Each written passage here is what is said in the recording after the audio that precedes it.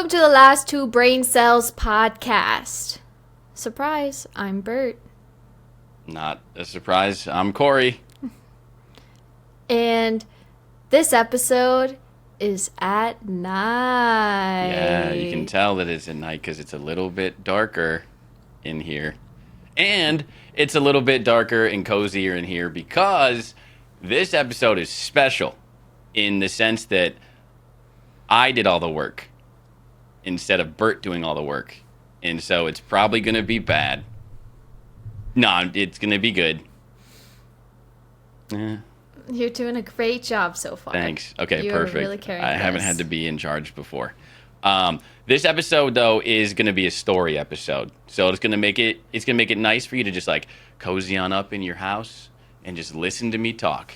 And the beauty of it is we have somebody here, Bert, who can tell me to stop talking at any point if a story gets boring or if she wants to interject with any fun quips to keep things entertaining. I don't think any of the stories are boring. I think they're all good, and they're all urban legends, and some of them are true. And Bert will have to decide at the end of every story whether or not it's rooted in reality or it's something that I made up. Oh my God, this is all such a surprise to me. No, it actually is. That sounded really sarcastic. I was just trying to sound excited. But it is all a surprise to you. You didn't know what we were doing for sure, and now you do. Okay. I'm excited because I got Sasquatch and Mothman ready to watch. That is amazing. I should have done those stories. Now And Brooke the Sloth. There's no urban legend for Brooke the Sloth. That's pretty fucked, man. You can create one if you want to. You can think about one and tell it to me at the end. Okay. Amazing. Are you ready for story number 1? Oh, I'm always ready. Okay. And remember, you're going to have to determine if it's rooted in a true story or not. It doesn't have to be like the whole thing true. Like an urban legend obviously is going to be embellished. But you have to decide if it comes from somewhere on Earth where there was like an origin story for it. Okay? Okay, I'm about to be sip. so skeptical. Okay. All right. This story is called The Man from Tered. Imagine, if you will, a sweltering July afternoon in 1954 at Tokyo's Haneda Airport. The air is thick with the hum of travelers, the shuffle of footsteps, and the murmur of various languages blending into a symphony of international transit. Amidst this bustling crowd, a man steps forward, a man who would soon become the center of one of the most perplexing mysteries of the 20th century. He was unremarkable at first glance, a white dude with neatly trimmed beard. Wait, is it you? Wait, is this one about you? No. No. Maybe. No. He was remarkable as fuck. A white dude with a neatly trimmed beard, dressed in a tailored suit that spoke of European fashion sensibilities. Oh, it's not you. No, it's not. Wait. Okay. His demeanor exuded confidence, and he approached the immigration counter with the ease of a seasoned traveler. He handed over his passport and awaited the routine stamp that would grant him entry into Japan. The immigration officer, accustomed to processing documents from around the globe, furrowed his brow as he examined the passport. The country of origin was listed as Tered, a nation the officer had never heard of. Puzzled, he consulted his colleagues, but none could locate such a country on any map. The passport, though, seemed authentic. It had visas and stamps corroborating previous travels. Seeking clarification, the officers questioned the man about Tered. He spoke French fluently and he communicated effectively in Japanese and other languages. With an air of incredulity, he insisted that Tered was a sovereign state nestled between France and Spain. In his story, it had existed for over a millennium. When he was presented with a map, he pointed confidently to the region occupied by Andorra. The officials informed him that no such country has ever existed there or anywhere else, not called Tered. It's Andorra. Bewildered and growing increasingly agitated, the man produced various documents, including a driver's license issued in Tered and checkbooks containing currency from multiple European countries. All of them appeared legitimate, yet they referenced a nation that did not exist. The authorities, suspecting spy or fraud, decided to detain the man for further investigation. They escorted him to a nearby hotel. They placed 2 guards outside of his room. His personal effects, including the passport and documents, were secured separately. Throughout the interrogation, he maintained his stance, expressing a mixture of confusion and frustration about the situation. He recounted his supposed business in Japan, mentioning the company, which was real. However, when they called the company, officials found no record of an appointment or no knowledge of this man. The following morning, when officers went to retrieve him, they discovered an unsettling scene. The room was empty. The guards were stationed at the door. They swore they had not heard or seen anything unusual throughout the night. The windows had no means of escape because the floor was several stories high, and there was no balconies or exterior ledges. A thorough search yielded no clues. The man had just vanished without a trace. Adding to the enigma, everything that he had was also gone, including his passport. News of this incident spread rapidly, capturing the imagination of the public and the media. Theories abounded. Some speculated he was a spy equipped with expertly forged documents, while others posited that he was a man from a parallel universe, inadvertently slipping into our reality where his country did not exist. Despite extensive investigations, no concrete explanations emerged, and the man's identity and origin remained an unsolved mystery. So, next time you find yourself in an airport, amidst the sea of faces and stories, consider the man from Tered, a traveler who, for a brief moment, challenged the very fabric of our understanding, and then he disappeared, leaving behind more questions than answers. This is going to sound stupid, but I feel like I've heard this before. The only reason why I say it sounds like it's going to sound stupid is because it's not even, like, made up with, like, anything. I don't know. Wait, so... You said, like, deja vu about it? Yeah. Like, okay. I feel like I watched this on either Joe Scott's channel or on Decoding the Unknown, which are two YouTube channels. Yeah, so you have some expertise in urban legends. Maybe, but there's also the problem that I've, like, listened to so many that the stories just... They all kind of blend together. Merge together. Yeah. Yeah. Because instantly when I, like, heard this, I thought stupidly of the Sunderland Man. Because What's that? Like... It was just a guy they found on the beach who was dead. Oh, I know that one. And they couldn't... And then they solved it, I'm pretty sure. It is really similar. Yeah. But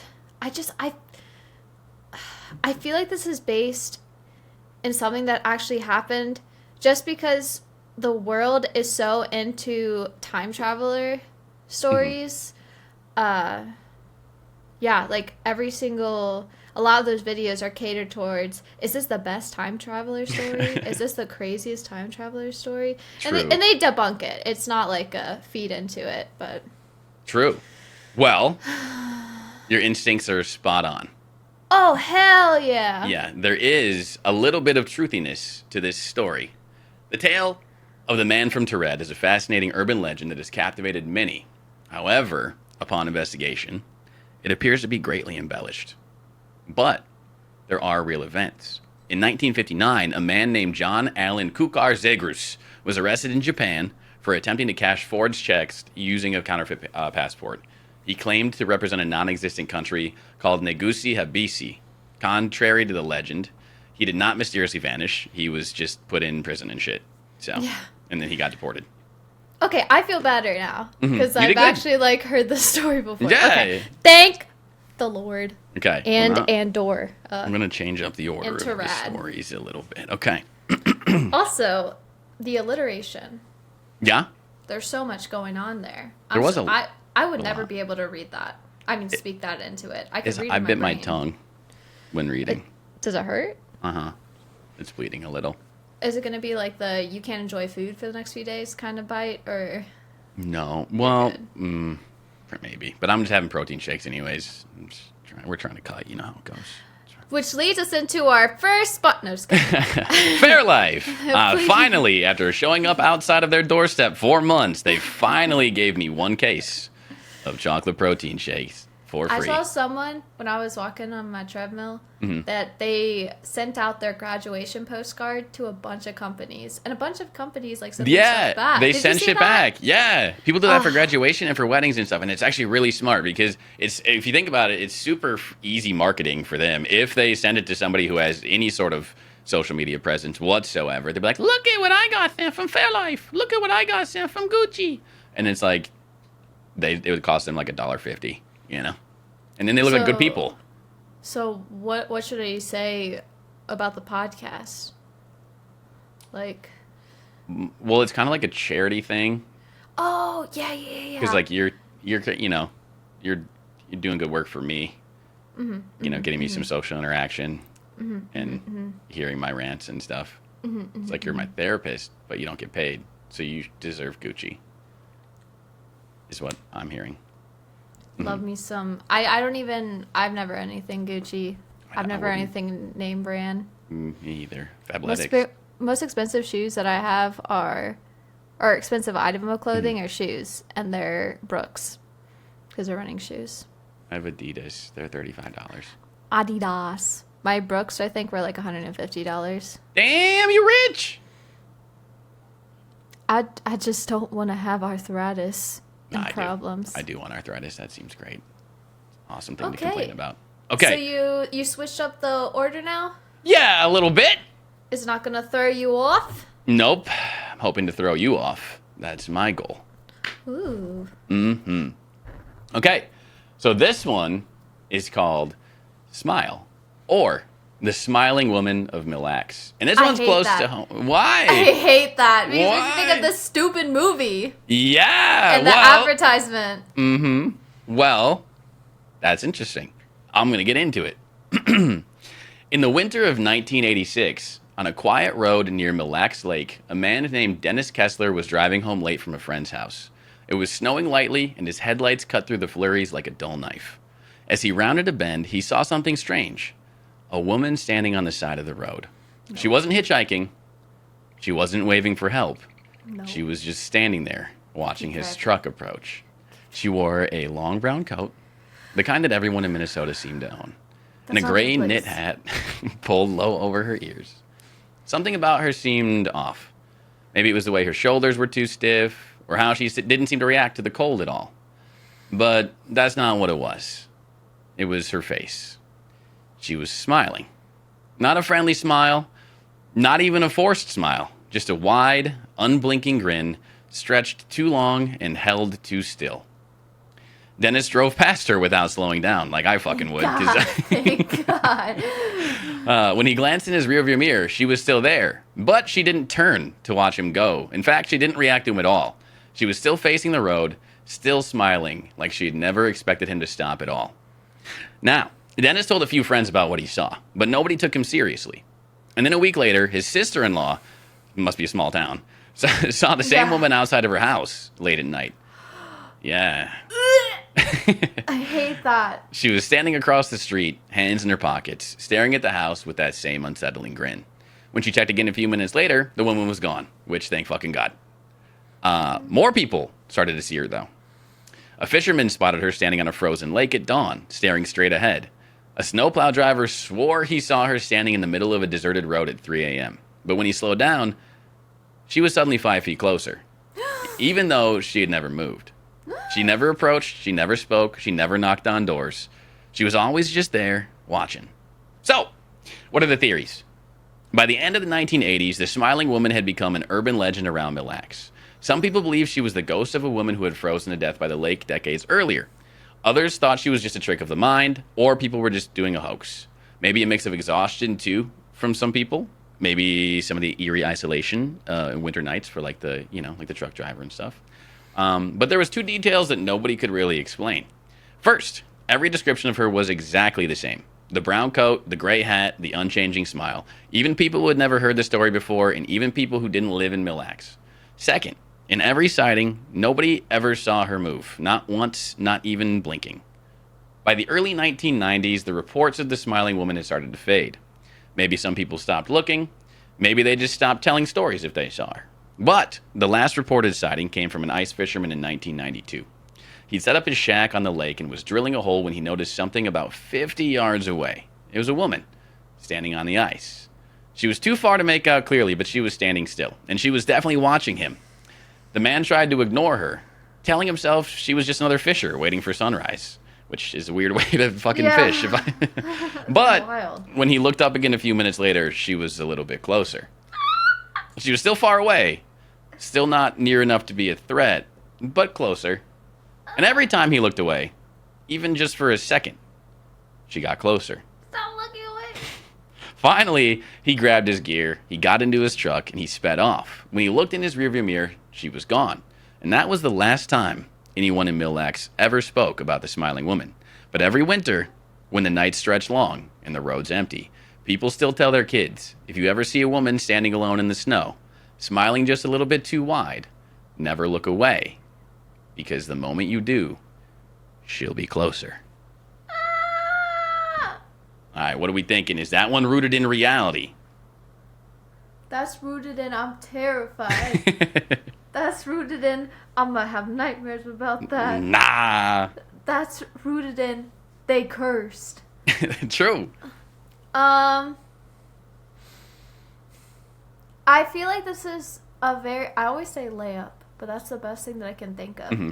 I think it's like a gimme to have hitchhiker stories, because I feel like there's always urban legend hitchhiker stories around bridges or where something significant like happened. True. Mass murder kind of shite and stuff. True. Especially out in the Midwest, where they had like a lot of the Native American hospital, church, school things. Very true. Where they like basically annihilated like an entire group of people. But I'm just kind of leaning back into my thing of it just being like the Smile movie.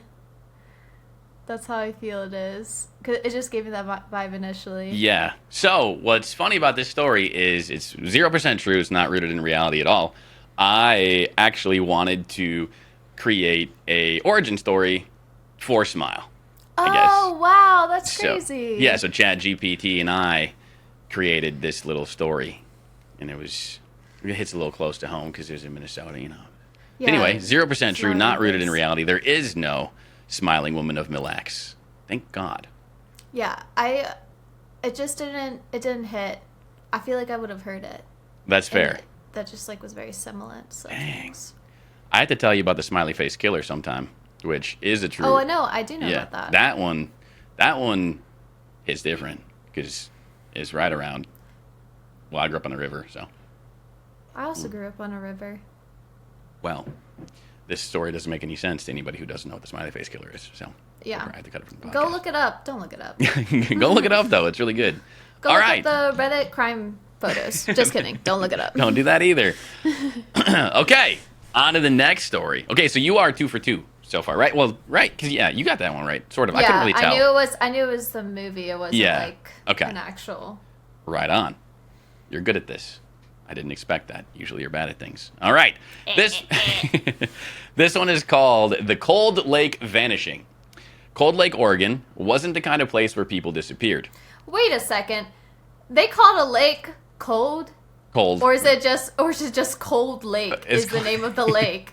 So called, is it Cold Lake? That is so the town is called Cold Lake, but there's also a lake called Lake Cold there. Lake Cold Lake?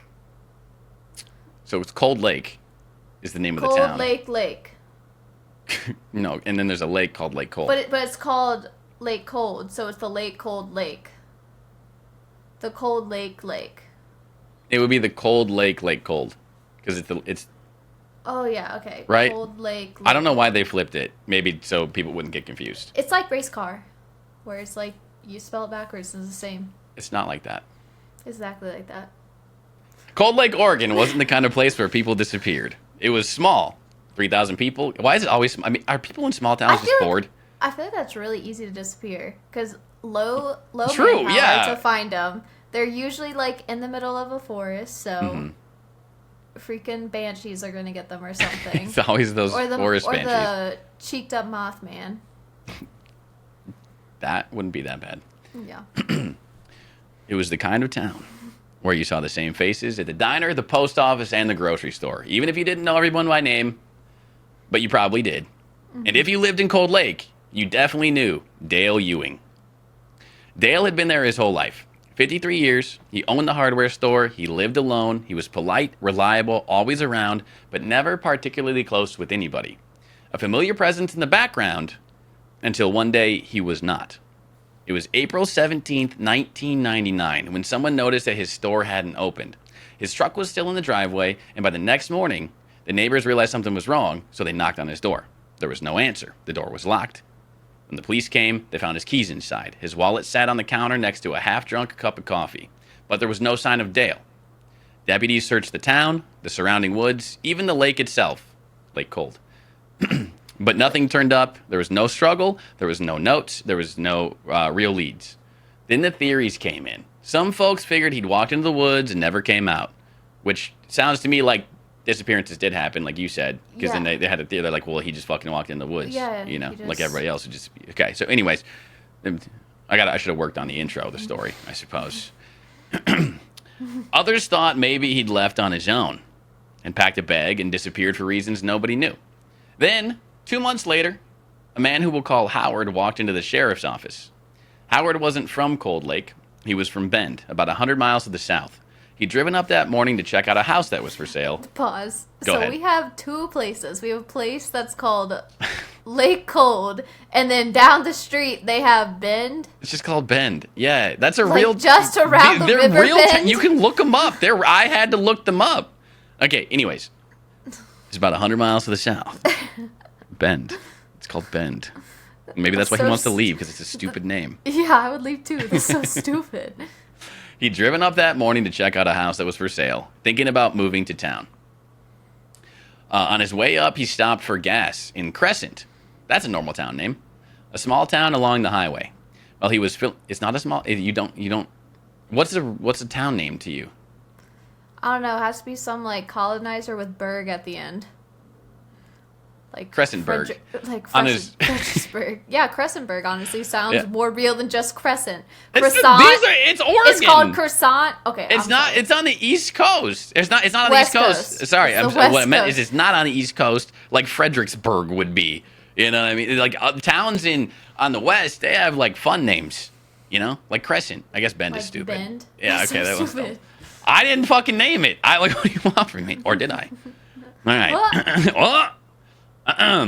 Okay. He stopped for gas in Crescent, a small town along the highway. While he was filling up, he struck up a conversation with another man at the next pump. Just some casual small talk.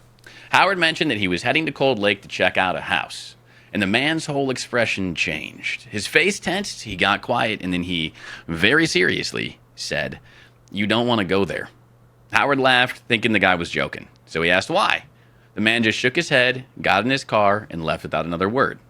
Now, Howard thought that was weird, but nothing more than that. Small town, weird people. It's the way it goes. Then he got to Cold Lake. He walked into another gas station to get some food and saw a missing person flyer taped to the door. And his stomach dropped. The man at the gas station, the one who had warned him away, was Dale Ewing, who was on the missing persons flyer on the door. Or at least it was somebody who looked exactly like him. But he was pretty sure it was him. Howard went straight to the sheriff. He explained he was only in the town to look at a house for sale. He described the man at the gas station. He described the interaction. And he described the way the man had reacted to hearing Cold Lake's name.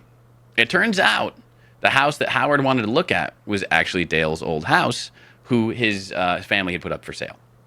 The story was enough to send deputies down to Crescent to check out the security footage from the gas station. But there was nothing. No footage of Dale. No footage of anyone at the pump at all.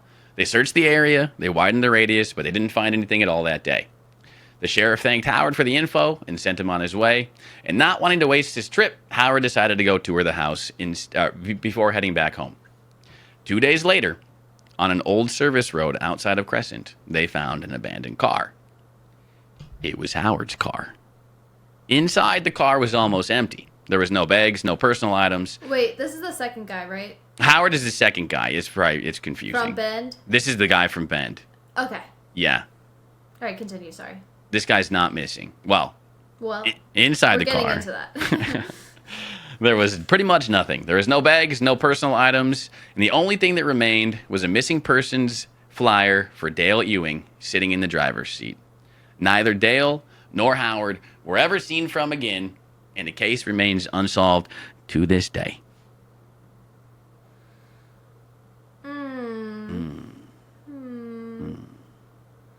I mean, I think the places are real, because I don't doubt that people name things stupidly. It's just... I mean, if I'm coming up with a city, it's not Bend. Yeah, Bend is, not even on the list. I don't even think of that. No. Now I will, though. Yeah. Every single time I'm like, I gotta name a city. Bendberg. Even better. Perfect. Okay, let me dissect this real quick. Okay. So first off, saying that one guy looks like that other guy. I mean, depending on their features, I have face blindness. Everybody kind of looks the same. Valid. Like when I was watching Game of Thrones, that first episode, I almost stopped. I could not. They all were scruffy. Yeah. And like had long hair and white. And I'm the good news is like they all die. This is the worst combo. So exactly. So I don't have to remember. I'm like, oh my god, one less just like name everyone to in this remember. story, which is yes. good. Yeah. Well, disappear. True. They could just be like. I mean, it was 1999. They might have a cult out in the woods. Maybe. And so that's why they just you gotta abandon your shit, gotta abandon your real life. He like opened the door into the old house and he was like, hey, you wanna join my cult? And he was like, you know what? That's a great idea. He was like, abandon your car. Mm-hmm. What was the name of this? This one is called The Cold Lake Vanishing. The Cold Lake Vanishing. Cold Lake Vanishing. Should be the Cold Lake Vanishings. Yeah, I'm just not familiar with this one, so I'm kind of gonna go off my gut because I'm really like on YouTube. The only vanishings that I know on YouTube. the only vanishings that I remember are like this family who was in the woods and they like told, "Hey, we're leaving. Don't find us." Mm-hmm. And they parked their car on the side of the road and they all just walked into the forest. Were never seen again. Like no remains, no nothing. That's the only vanishing. There's so many vanishing. Well, there's stories so out many there. vanishing stories. That's but the I one that just sticks like with you. this one doesn't really sound like familiar. It probably is rooted in something, but for me, I'm curious what it could be rooted in. It's rooted in jack fucking shit. I Oh made my that god! up. Thank 100%. God! Yep. Holy cow! Yep, I made that shit up. All right. I asked ChatGPT to create a story about two boring white dudes that ended in a creepy way. So. Oh, so I got it right. They were white. Yeah, And well. my face blindness. Yeah, you nailed it. Yeah. I mean, they're in Oregon. Howard and Dale. I'm not familiar with the Oregon people. I mean, I feel like they're cool. I would move there. I think Oregon and Washington. Probably not Cold Lake Cold pretty though. Neat. Yeah, that I really think that it was Cold Lake. Because it belongs to Cold Lake, and it's the lake there. So it's the Cold Lake. Cold Lake Cold. Okay. Yep. Well, you're 3 for 3 so far, which means I need to do better. All right. I've consumed too much. Story. Yeah, I wonder if anybody listening is also 3 for 3. They're probably really smart too. Maybe these are all layups. Who knows? Layups. Let's layups. Go. You're the master of layups. So. But my watch hours on my phone are like 18 hours, so I'm constantly consuming YouTube. That's a lot. And other things. What are the other things? TikTok. Mm-hmm. The fourth story: the Defiance Werewolf. Shut up. Sorry. In the summer of 1970... This sounds like a kid's book. Shut up! In the summer of 1972, Defiance was a quiet place, the kind of town where everyone knew each other's business, and the excitement there's so came. many small towns. I know. This is the small town podcast with small town swearing. Okay, the most excitement came from an occasional high school football game, but that year something changed. As the days grew longer and the nights grew warmer, reports began to surface of a strange creature lurking near the railroad tracks on the outskirts of town. It started with two railroad workers. One evening, as the sun dipped below the horizon, they claimed to have seen a massive, hairy figure. It was just me, honestly, standing near the tracks. Is this in Minnesota? Yeah, it was just me. Here's my dad. I don't know, one of us. It was unlike anything they'd ever seen. It was tall, covered in fur, and most disturbingly, it appeared to be wearing tattered clothing. The creature reportedly growled menacingly before disappearing into the dense bush. Like that. Word spread quickly. Soon, others came forward with their own encounters, because why the fuck not? A local woman recounted how, late one night, she heard scratching at her back door. Peering through the window, she saw a pair of glowing eyes, staring back at her. Terrified, she called the police, but by the time they arrived, whatever had been there was gone, leaving only deep scratch marks on the door frame. Someone's going to have to fix that shit. As the sightings increased, so did the fear. The local newspaper dubbed the entity the Defiance Werewolf, and speculation ran rampant. Some people believe that it was a wild animal, perhaps a bear displaced from its natural habitat. Others whispered about curses and ancient legends, suggesting the creature was a man transformed by some dark force. Despite numerous investigations, no concrete evidence was ever found. The sightings ceased as abruptly as they had begun, leaving the townspeople with more questions than answered. To this day, the true nature of the Defiance werewolf remains a mystery, a chilling reminder of the unknown lurking just beyond the edges of our understanding. This is giving me Mothman vibes. Because I feel like this is the stories that they would say about Mothman, because it just has, like, he's double cheeked up, he has red eyes. True. And he would just be, like, looking around at people, and they're like, oh my god, he kind of looks like a human. Oh shit, there's wings. Kind of, like, stories. True. The Defiance. That's just such a stupid name, because it also gave me the vibe of, like, Teen Wolf. Like this is the plot of Teen Wolf when it starts or whatever. And then also I started thinking about, like, the door. And I'm like, I wonder if insurance would, like, believe her that it was just some weird creature that came in. Like, I can tell you, I have vast insurance experience now. They wouldn't believe her. No. Okay. Crazy. Yeah, I know. It's fucked up. I'm trying to run through all my urban legends in my brain. Train tracks give me, like, chupacabra vibes.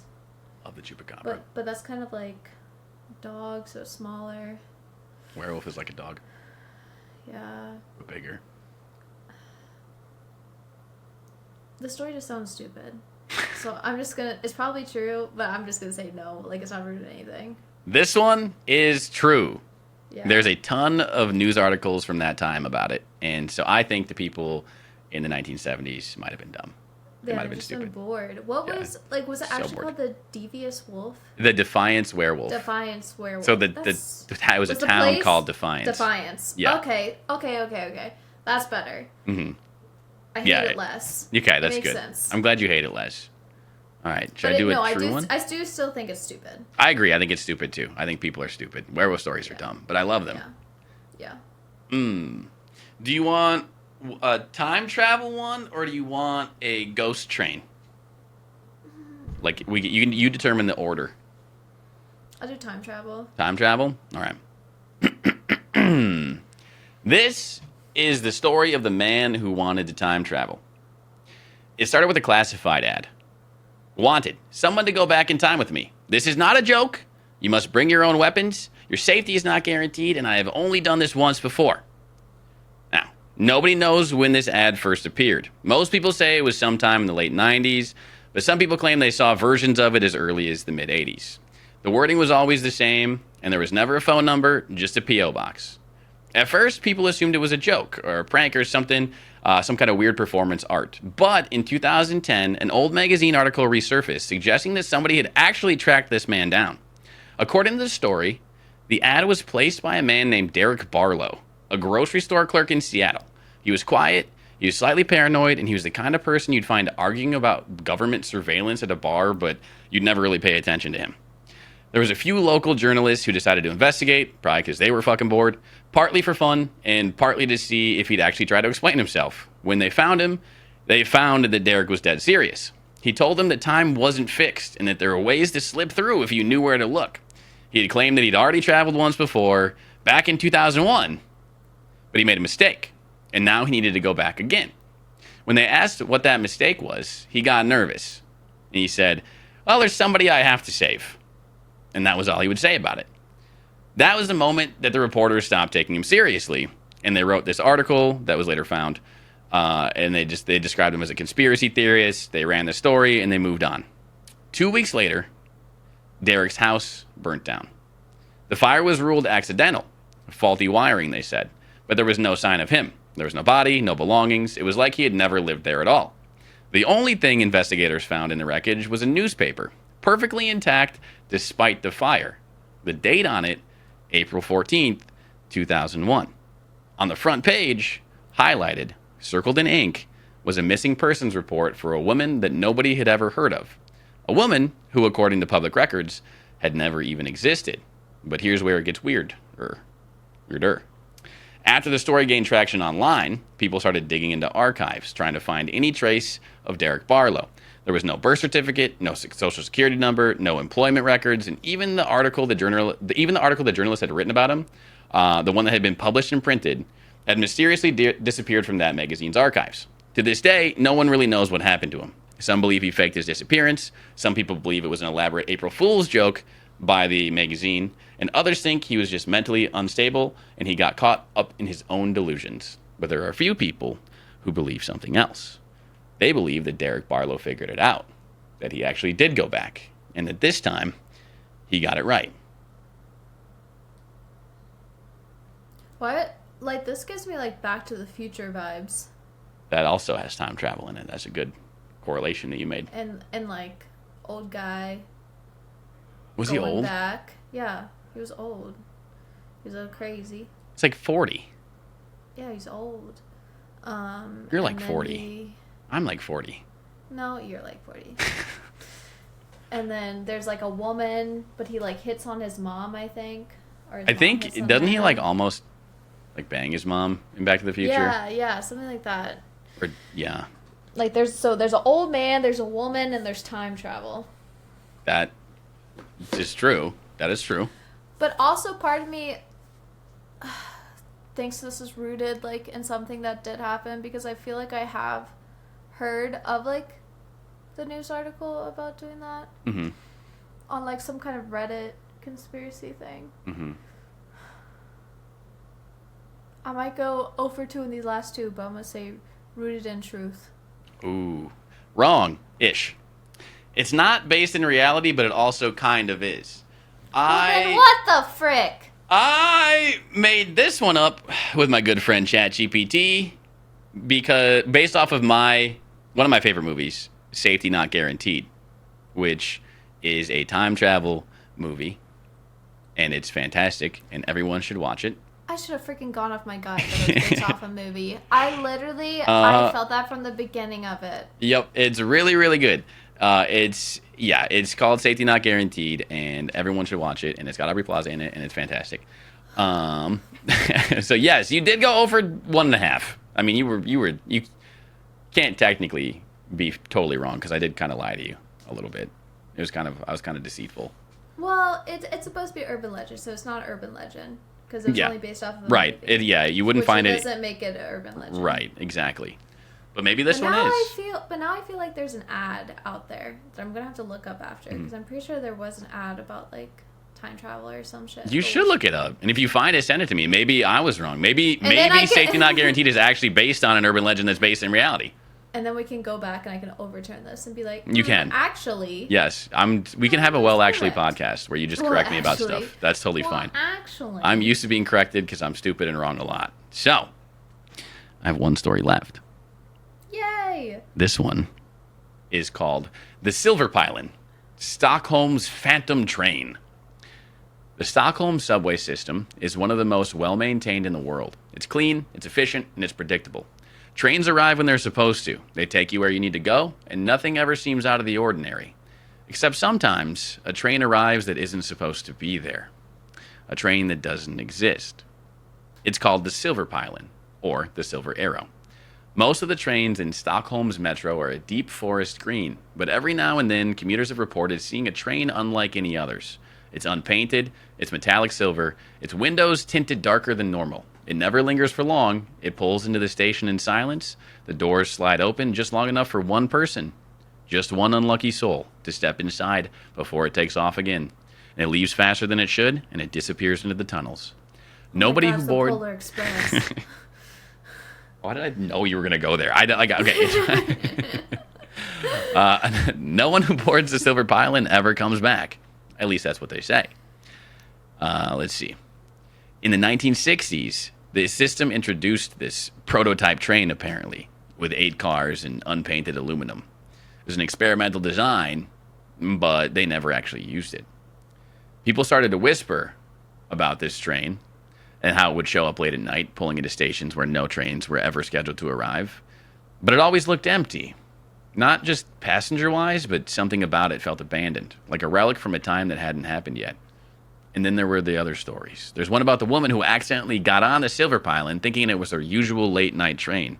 But as soon as the doors shut, she knew something was wrong. The car was silent, except for the faintest hum. There were people inside, but they didn't move. They sat in their seats, staring straight ahead, not smiling, pale-faced, as if they had been riding for years. The woman panicked, tried to pry the doors open, but the train kept moving faster and faster until the windows blurred into nothing but darkness. When she finally escaped, no one knows how. She had been missing for weeks, but in her mind, she'd only been gone for hours. Another version tells the story of a man who saw the Silver Pylon stop at a station that wasn't supposed to exist. A place called Kimlinga.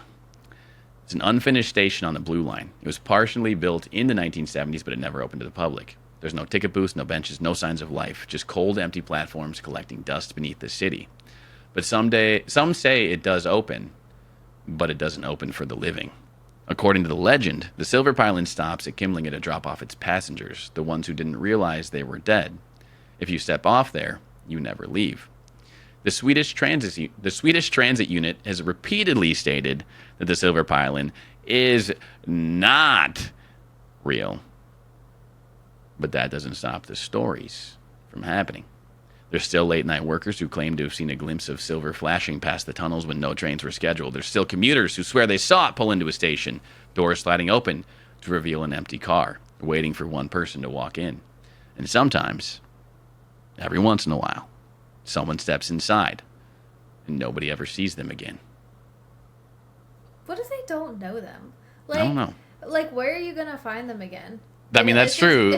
If you're related to them, then I guess, yeah, you would be able to keep tabs. That's valid. You do have to, you have to connect a lot of dots, right? Like, one person has to see somebody enter a train, and then they'd have to recognize that that train isn't like the train that they were expecting, and then they'd have to report that person missing, and then the authorities would have to figure out who fuck that was, and then they'd go to somebody who was like, yep, that's my cousin Gary, and then they'd have to circle back around and be like, yep, Gary was never seen from again because he got in this fucking train. But it's like, we don't know that's where Gary disappeared from.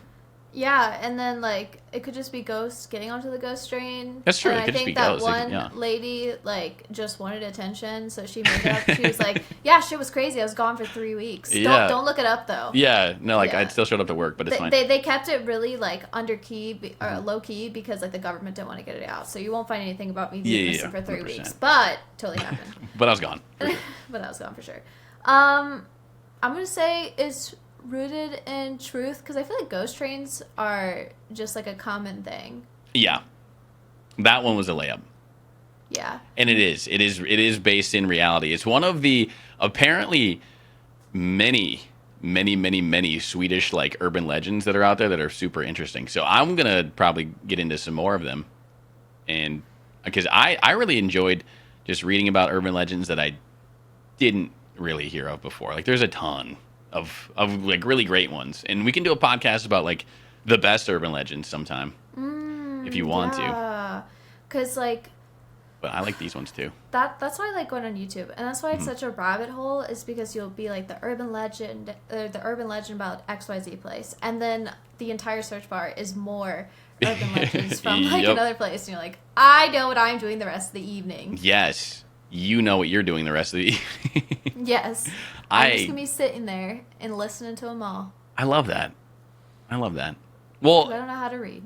Yeah, reading is annoying. I just did a bunch of it. I don't want to do it again. Exhausting. It was.